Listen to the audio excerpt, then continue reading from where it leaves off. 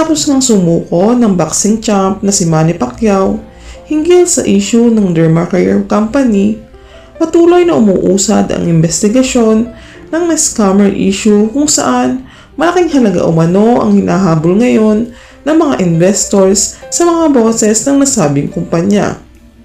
Samantala, matapos niyang kumpirmahin ni Neri Miranda na malaki ang kinalaman ni Manny sa scam issue ng Dermacare Company, agad naman naglabas ng warrant kay Manny hinggil sa issue na inirereklamo ng mga investors dahil sa niloko at bigla na lamang umanong naglaho at inakamo ng mismong owner ng Dermacare Company ang kanilang milyong perang halagang ininvest.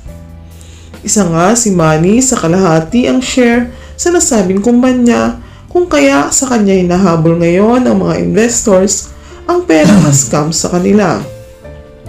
Sa ngayon nga ay kusang loob na sumuko si Manny at ibang kaso ngayon ang kinakaharap nito. Agad namang kumikilos ngayon ang abogado ni Manny upang makapagpiyansa ito nang sa ganoon pansamantala itong makalaya.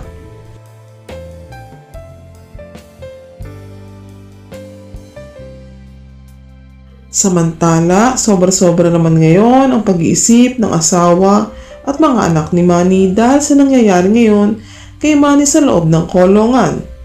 Ayon sa source, hindi umano kampante si Jinky na doon mamalagi si Manny sa loob. Sa kabila umano ng pagiging laking mahirap ni Manny, alam ni Jinky na kakayanin ito ni Manny. Ngunit ang hindi umano makakaya ni Manny ay makakasama nito sa loob ng kulungan dahil iba't ibang tao umano ang makakasalamuhan nito dito. Wala umanong special treatment para kay Manny. Maging si Mami Junicia Pacquiao ay sobra-sobra din ang pag-aalala at humingi din ito ng tulong kay President Bongbong Marcos upang walang sala si Manny. Samantala, ayon sa source, dahil sa paghuli kay Manny, wala umanong kasiguraduhan ang kaligtasan nito.